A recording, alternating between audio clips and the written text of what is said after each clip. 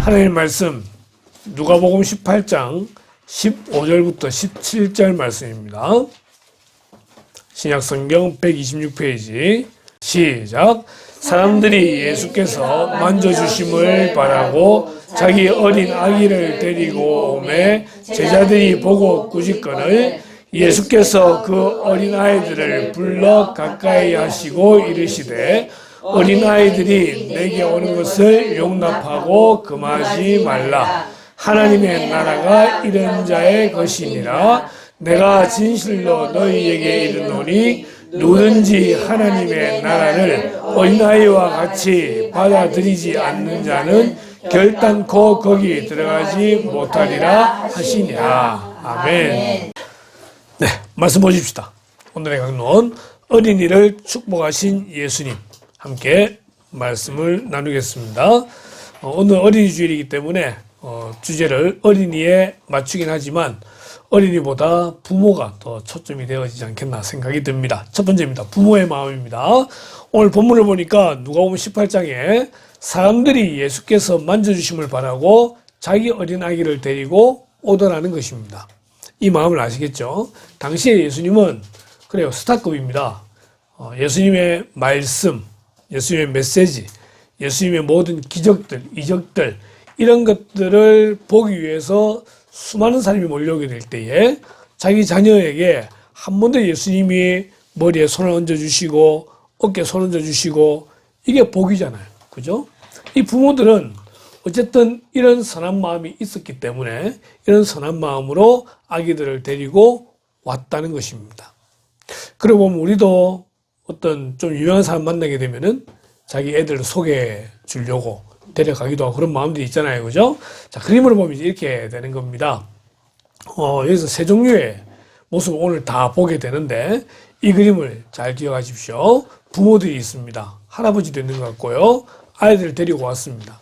예수께서 아이들을 머리도 쓰다듬어 주시고 아이들이 신났다고 예수님 목도 잡고 하는데 과연 저랬을지 모르겠지만 어쨌든 이런 식으로 예수님께서 아이들을 사랑하시는 모습이 등장하고 그 뒤에 머리를 뻗고 긁고 있는 여기는 제자들입니다.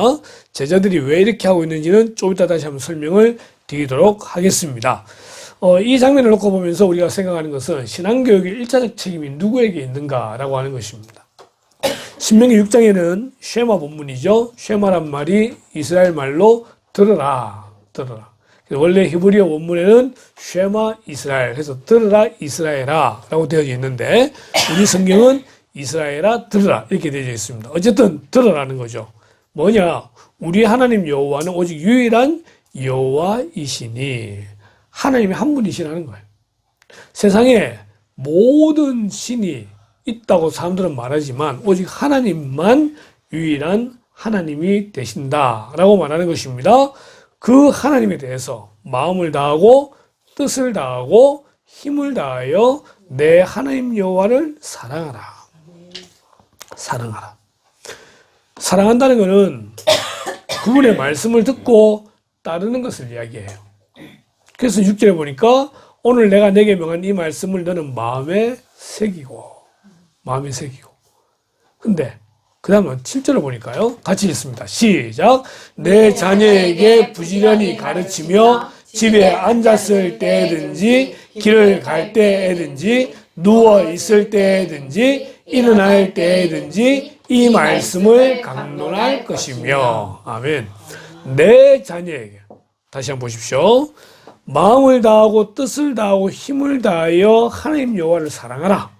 딱 이거 하나예요.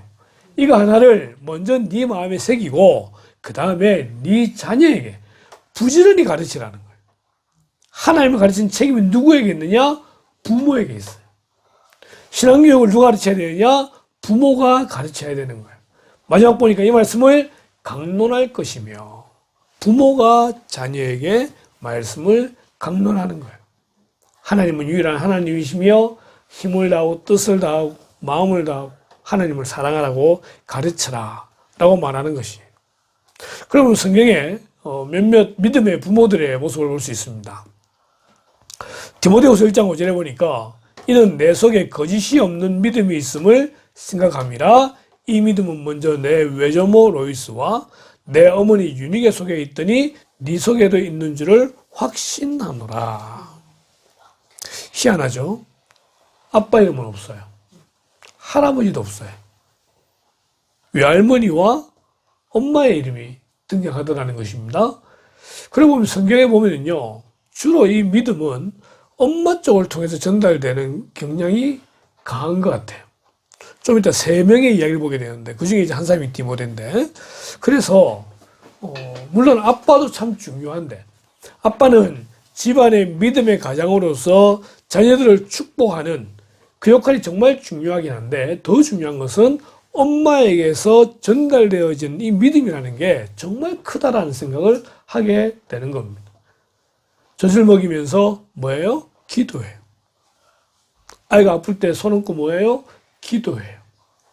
아빠들은 그런 면에서 보게 되면은 조금 좀 먼 것 같아요. 느낌적으로.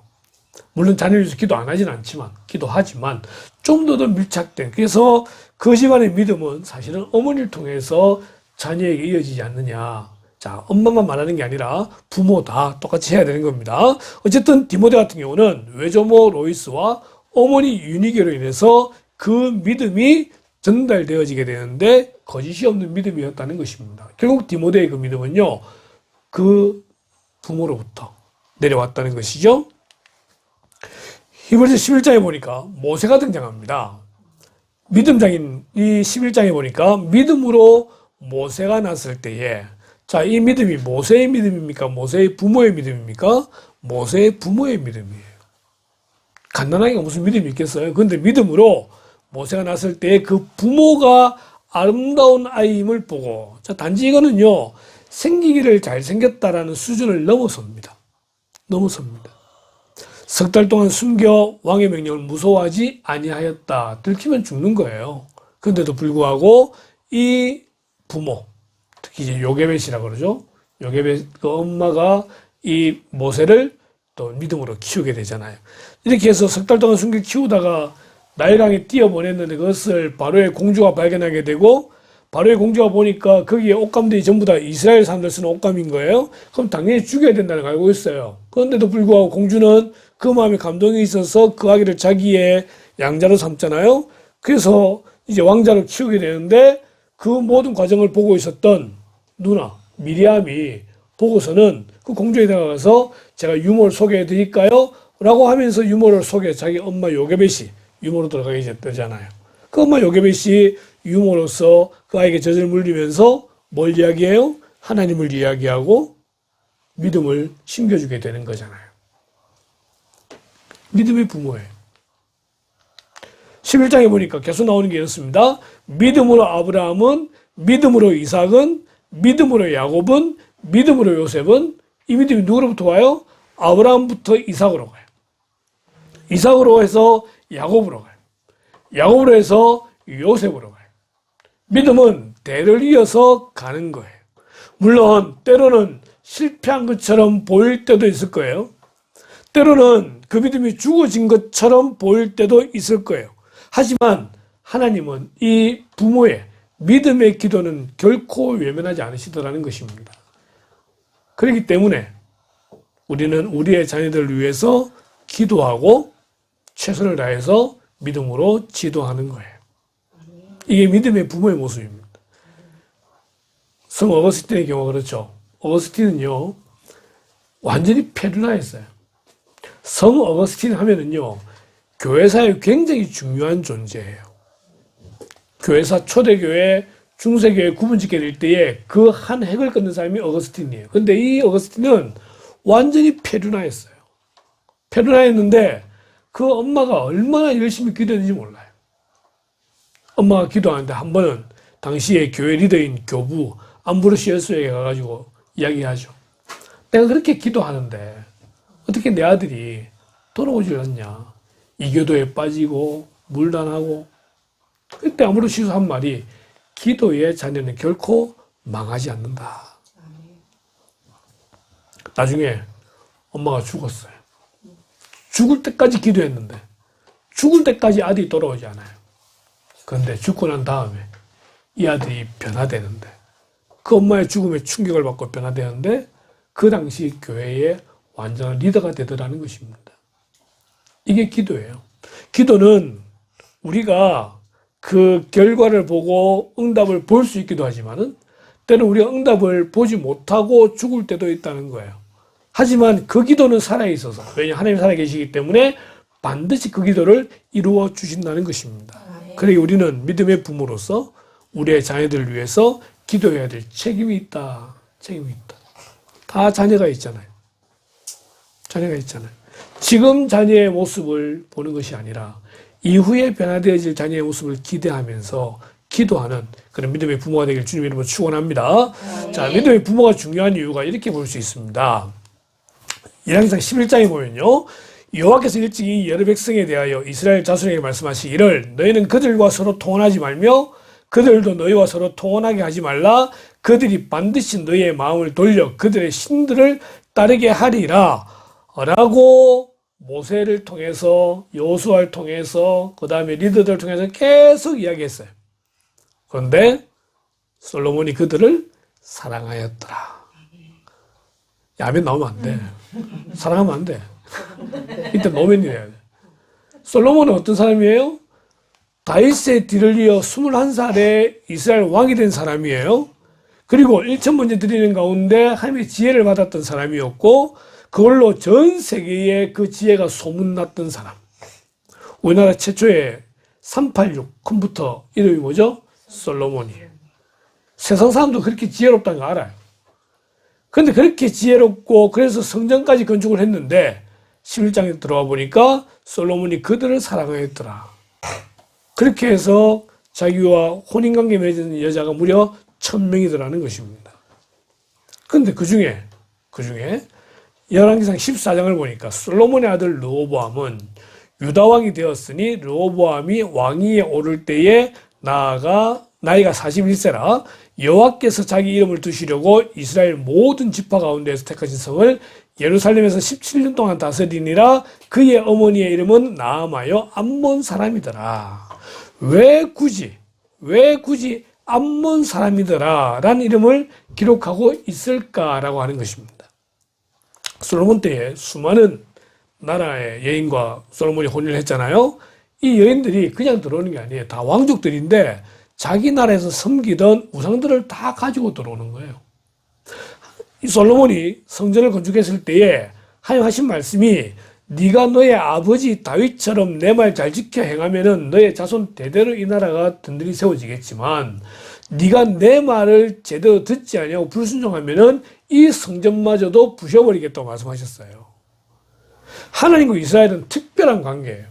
그럼 솔로몬은 하나님 나라의 왕으로서 하나님 나라를 위하여 말씀에 순종하고 하나님만 우선 섬겨야 했었는데 그가 이방 여인들을 데리고 들어오는 바람에 이 암몬 사람을 통하여 밀곰과 몰록이라는 우상이 들어오게 되더라는 것입니다. 이 우상은 흰놈의 골짜기라는 곳에 자기 자녀를 불태워 드리는 그러한 우상이에요. 아주 악한 그런 우상이 되는 거죠. 자, 이런 상황에서 보십시오. 유다가 여호와 보시기에 악을 행하되 그의 조상들이 행한 모든 일보다 뛰어나게 하여 그 범한 죄로 여호와를 노엽게 하였으니 이는 그들도 산 위에와 모든 푸른 나무 아래에 산당과 우상과 아세라상을 세웠습니다. 그 한 여인 때문에 르호보암이 태어나게 되죠. 르호보암은 가장 미련한 왕이에요. 솔로몬의 아들, 가장 지혜로웠던 솔로몬의 아들 르호보암이지만 성경에 가장 미련한 왕으로 등장하는 그런 왕입니다. 그렇게 왕이 되었던 그 르호보암의 엄마의 영향으로 인해서 그 당시에 이스라엘 전체가 우상을 숭배하게 되는 것이죠. 24절에 그 땅에 또 남색하는 자가 있었고 이미 동성애가 창세기부터 나오지만은 르호보암 때 남색하는 동성애자가 있었고 여호와께서 이스라엘 자손 앞에서 쫓아내신 국민의 모든 가정한 일을 무리가 본받아 행하였더라. 이게 이스라엘의 모습입니다. 만약 솔로몬이 하나님 말씀을 듣고 지켜 행하는 가운데에 믿음의 좋은 본을 보이고 교육을 했다고 한다면은 르호보암이 태어나지 않았을 것이고 이스라엘 나라가 나뉘지도 않았을 것이라는 것입니다. 그런데 이미 솔로몬은 그것이 포기되어졌다는 것이죠. 믿음의 부모가 그래서 중요합니다. 오래 신앙생활을 했든 모태 신앙이든 그게 중요한 게 아니라 지금 내가 믿음을 잘 가지고 있는 것이 중요해요. 아멘. 어제 지수씨 모임하는 가운데 잠시 이야기 나눴던 게 전부 다 모태 신앙이고 혼자 이제 늦게 신앙생활을 했기 때문에 이 대화를 하는 가운데 보니까 이 내용이 좀 다르다는 거죠. 그래요. 어떤 일어나는 일을 보고 생각하는 구조가 모태 신앙의 생각의 구조는 아무래도 좀 더 성경적으로 가요. 근데 그것이 중요한 것이 아니라 지금 내가 믿음으로 내 자녀를 잘 양육하는 그것이 더 중요하다라고 하는 것입니다. 이 부모가 중요합니다. 찾다 보면 이런 게 나오더라고요. 좋은 부모 되기 10계명. 자녀와 대화 시에 명령형이 아닌 의문형으로 대화한다. 아이의 말을 중간에 끊지 않는다. 아이의 눈을 마주치고 이야기한다. 아이에게 남의 험담을 하지 않는다. 당연한 일에 물질적 보상을 하지 않는다.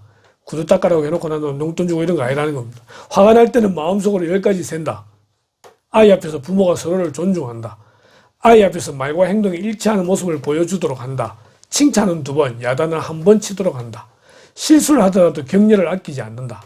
이것뿐만 아니라 12계명, 7계명 엄청 많아요. 그 중에 특별히 10가지 가져왔는데 더 중요한 건 뭐냐니까 이거죠. 같이 했습니다. 시작.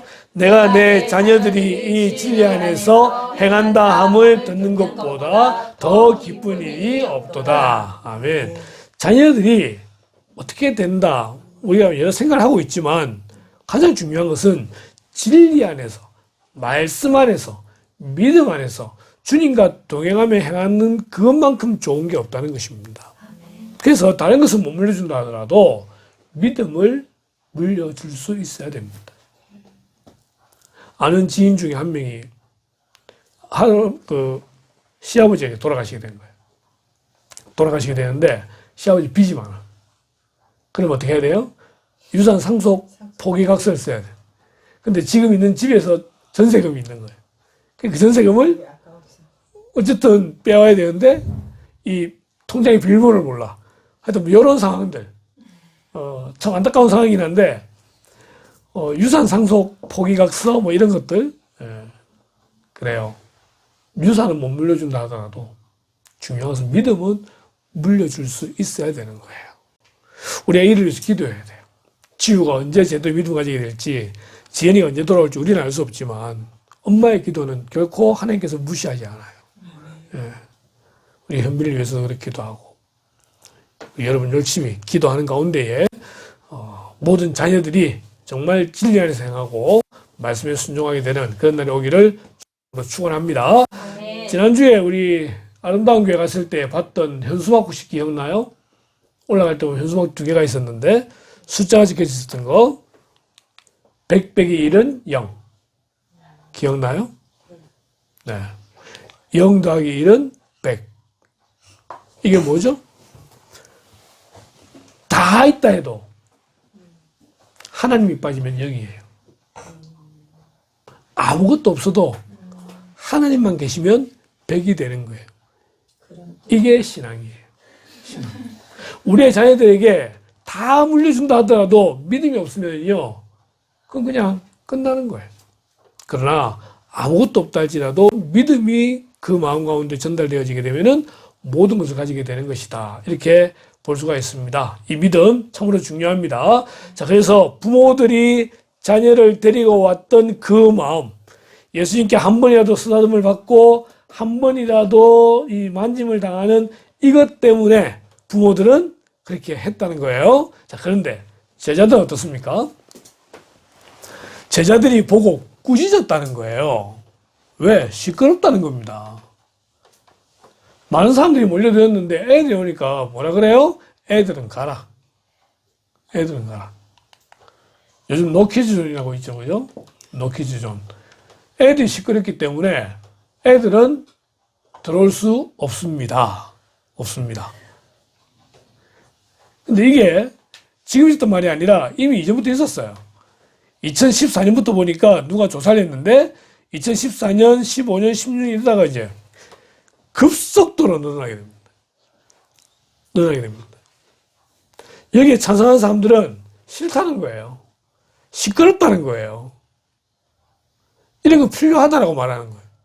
이걸 반대하는, 노키즈를 반대하는 사람들은 차별을 이야기하고, 예, 혐오, 뭐 이런 것들 충분히 애들이 이해한다. 이렇게 이제 말을 하고 있지만, 시대는 노키즈존을 인정한 시대로 가고 있습니다. 상황은 시끄럽다는 거예요. 제자들이 보니까. 이 말씀 준비하다 보니까 이런 사람이 있더라고요. 19장에 들어가면 삭개오가 등장합니다. 삭개오가 좀 문제가 많은 사람이었어요. 당시에 세리장이었는데, 당시 세리장은 자기에게 주어지는 월급이 따로 없어요. 세금을 거둔 다음에 내고 난 그 나머지는 전부 자기 거예요. 예를 들어서 세금이 100원이다 라고 하면 자기가 200원을 거두면 돼요. 300원 거둬도 돼요. 1000원을 거둬도 그건 아무도 말 못해요. 세리장 마음이에요. 100원만 주고 나면 나머지 전부 자기 거예요. 그러니까 세리장들이 그렇게 하고 세리가 그렇게 하니까 당시에 세리는 창녀와 더불어 이스라엘 사람들에게 손가락질을 받던 아주 악한 사람들이 세리예요. 그런 세리 가운데 세리장이니까 그동안 해먹은 게 얼마나 많겠어요. 근데 그렇게 살다 보니까 고민이 생긴 겁니다. 왜냐면은 삭개오 이름 뜻은 비둘기라는 뜻이에요. 비둘기. 순결하다는 뜻이에요. 근데 지금 자기가 살아온 인생을 보면은 전혀 그렇게 살지 못했어요. 각자 이름의 뜻이 다 있잖아요. 그죠? 이름의 뜻은 부모님이 그렇게 되라고 지어준 거예요. 근데 그렇게 살지 못할 때 갈등이 있더라는 거죠. 그런 삭개오에게 마침 소문이 들렸어요. 예수님께서 그 마을을 지나가신다. 삭개오의 마음에 자기의 고민이 해결될 것 같은 거예요. 예수님 만나면은. 그래서 뛰쳐나갔어요. 뛰쳐나갔는데 두 가지의 문제가 생겼어요. 하나는 자기 문제, 키가 작다라는 것입니다. 핸디캡이죠. 두 번째, 사람이 많더라는 겁니다.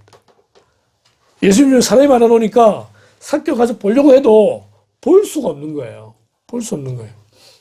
그리고 삭개오는 자기의 생각으로 저쯤 지나가시겠다 싶어서 미리 내려가가지고 돌 무화과 나무, 옛날에 뽕나무라고 그랬는데 이 돌 무화과 나무에 올라가 있다가 예수님이 오시는 것을 보려고 했는데 삭개오가 예수님을 아는 체를 하기도 전에 예수님이 눈을 들어서 삭개오야 지금 내려와라.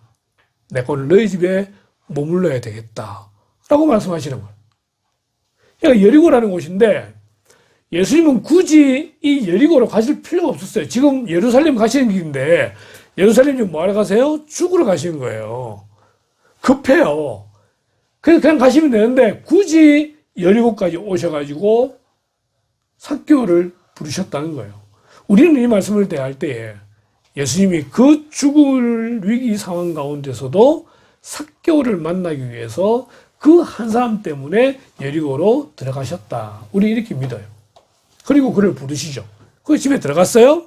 집에 들어가니까 아까 그 예수님을 볼 때 삭개오를 막았었던 그 수많은 사람들이 뭐라고 말합니까? 무사람이 보고 수군거리르되 저가 죄인의 집에 유하러 들어갔도다. 예수님 보려는 사람들은 그나마 예수님이 메시아라는 것을, 하나님의 아들이라는 것을, 그것도 안 되면은 어쨌든 리더로서, 랍비로서, 스승으로서의 그 가치를 인정하는 사람들이에요. 그러면은 예수님을 믿는 사람들인 거잖아요. 그런데 예수님이 그 죄인의 집에 들어갔을 때에 수군거렸다는 거예요. 수군거리고 비아냥거리고 손가락질하고. 생각나는 게 있습니까? 교회 안에서도 보면은요, 신앙생활 잘 적응 못하는 사람들이 있습니다. 적응 못하는데 정말 제대로 믿고 싶어요. 근데 누가 막았습니까? 교회의 중직자라느니, 교회의 직분자라느니, 교회에 일 열심히 한다고 한, 이러면서 정말 믿음으로 가까이 나아가야 될 사람들을 막아서는 경우들을 보게 됩니다. 교회 법이 어떻고, 교회 규정이 어떻고, 뭐가 어떻고 하면서, 그리고 오히려 정죄하기에 바쁜 거죠. 안타깝게도 제자들이 어린아이들을 쫓아내려고 하고 성을 내었던 것처럼 삭개오 당시에 그 수많은 사람들이 삭개오를 막아섰던 것처럼 수군거렸던 것처럼 지금도 이런 사람들이 교회 안에 있을 수 있다는 것을 기억해야 됩니다. 중요한 건 우리가 그렇게 되면 안 된다는 거죠. 한 사람 이야기 되겠습니다. 가룟 유다입니다. 요한복음 12장에 보니까요. 제자 중 하나로서 예수를 잡아줄 가룟 유다. 이야, 셉니다. 제자 중 하나로서 예수를 잡아줄 가룟 유다. 그리고 6절에 보니까 이는 도둑이라는 거죠. 가장 예수님 근처에 있었던 사람이에요. 12명 중에 재정을 알고 돈을 가장 잘하는 사람이에요. 그런데 그가 결론은 뭡니까? 도둑입니다. 이 향유를 어찌하여 300데나리온에 팔아 가난한 자들에게 주지 아니하였느냐. 굉장히 매력적으로 드린 말입니다. 마리아가 예수님께 와서 향유를 팔아서 땅에 붓고 예수님 발에 붓고 머리카락으로 섬기는 이 모든 걸 갖다가 굉장히 시끄러운 걸로 본 거예요. 그럼 오히려 이걸 팔아서 가난한 사람 도와주면 되는 거지. 근데 예수님 뭐라 말씀하십니까? 이 애는 가만히 내버려 두라. 나의 장례를 준비하고 있는 거다. 이 애는 지금 믿음으로 예수님을 섬기고 있는 거예요. 수군거리는 사람들. 예수님의 제자였습니다. 돈을 맡은 회계였습니다. 그러나 그의 마음은 딴 데 가 있었습니다. 이 세 사람의 공통점이 뭡니까? 예수님께 가지 못하도록 오히려 방해하고 있다는 것입니다. 우리는 그것이 아니라 오히려 어린아이들을 예수님께로 인도하는 그런 제자가 되어져야 됩니다. 예수님 보십시오. 예수께서 그 어린아이들을 불러 가까이 하시고 이르시되 어린아이들이 내게 오는 것을 용납하고 금하지 말라. 하나님의 나라가 이런 자의 것이니라. 어린아이들 내게 오는 걸 용납하고 금하지 말라. 예수님은요 다 받아주셨습니다. 다 받아주셨습니다. 당시 어린아이들은요 숫자에도 인정이 안 되는 그런 부류였어요. 예수님께서 오병이요 보리떡 5개와 물고기 2마리로 수천 명을 먹이셨어요. 그 숫자가 5천 명이 나와요. 근데 그 5천 명은 성인 남자만 이야기하는 거지 어린아이나 여자나 노인들은 다 빼요. 당시에 노인, 과부, 어린아이, 사람 축에도 못 껴요. 숫자에도 못 껴요. 근데 예수님은 그런 어린아이들을 불러서 앉히시고 축복해 주셨다라고 말을 하는 것이죠. 이번 주에 택시를 몰다가 한 번은 이제 어쨌든 화장실을 가야 되는 거니까 그래서 이 타이밍을 잘 맞춰야 돼요. 맞춰야 되고 화장실 잘 찾아야 되는데 어떻게 하다가 이제 대신동에 있는 잘 아는 교회를 딱 갔어요. 월요일이라서 셔터 딱 내리시겠다. 주차를 딱 하고 화장실 딱 가려고 했는데 셔터가 딱 내리셨어요. 그래서 그 밑에 있는 교회 이제 갔죠? 좀 큰 교회예요. 그래서 차를 딱 대고 들어가려고 하니까 갑자기 뒤에서 불러요. 누군데 막 함부로 들어가냐고. 이게 교회예요. 그래서 생각 드는 게, 이야, 예수님이 오시면은, 예수님 교회 발도 못 붙이시겠다. 들어가려고 하면 다 쫓겨나시겠다. 어디 가냐, 개사고 막. 교회가 품어줘야 되고, 받아줘야 되고, 쉴 수 있는 공간이 되어져야 돼요. 물론 시대가 악하다 보니까, 악한 사람들도 있겠죠. 하지만, 장발장 같이, 들어오는 사람도 있기도 하겠지만, 그래도 그렇게 들어와서 나가면 장발장이 될 수 있잖아요. 그죠? 될 수 있잖아요. 예수님은 가난한 자, 약한 자, 아픈 자 다 받아주셨어요. 어린아이들 다 받아주셨어요. 하나님의 나라가 이런 자의 것이다. 어떤 자요? 마음이 가난한 자, 심령이 가난한 자. 마음이 가난한 자는 복이 있나니 천국이 저희 것임이요. 어린아이들은 마음이 가난해요.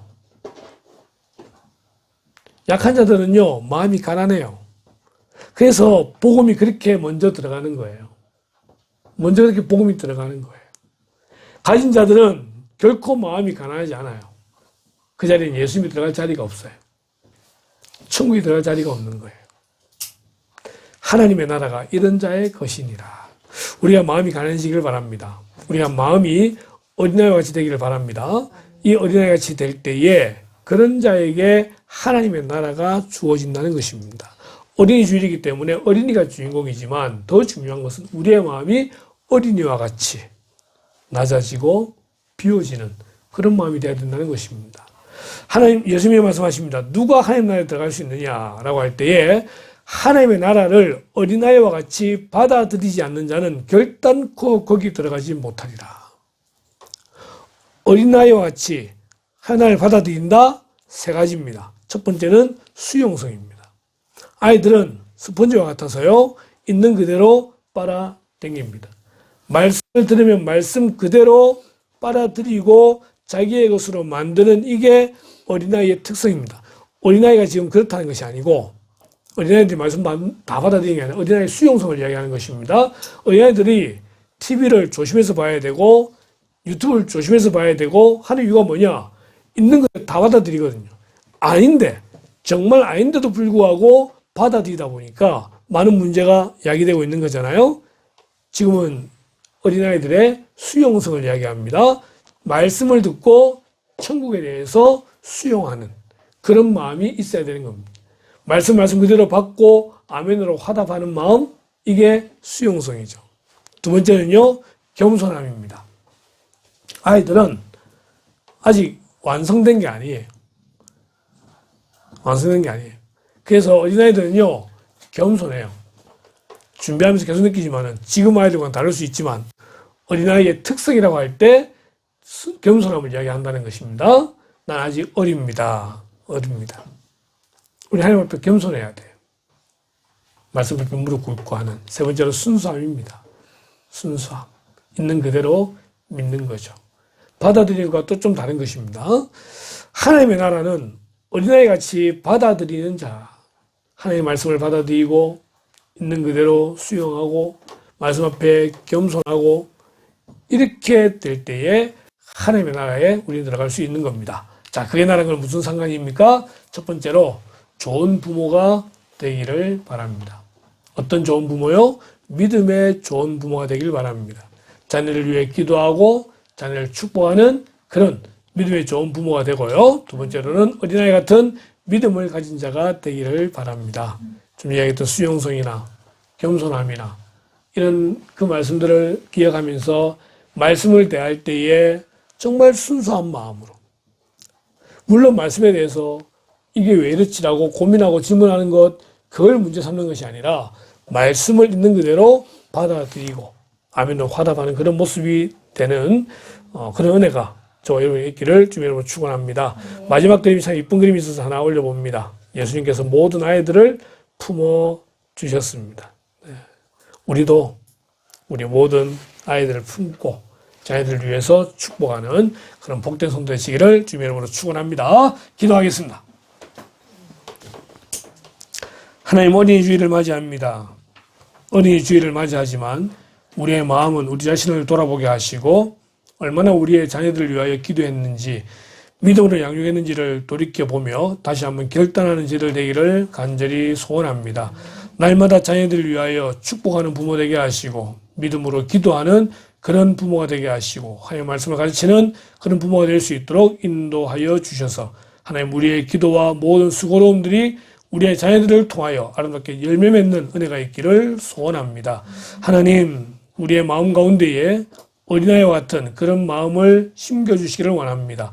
하나님 말씀을 대할 때마다 그 말씀을 아멘으로 받고 말씀대로 순종하고자 최선을 다하는 그런 저희들 되도록 역사하여 주셔서 심령이 가난한 자 복이 있나니 천국이 저희 것임을 하셨던 그 말씀이 우리에게 이루어지도록 인도하시기를 간절히 소원하올 때에 이 모든 말씀을 예수님의 이름으로 기도드리옵나이다.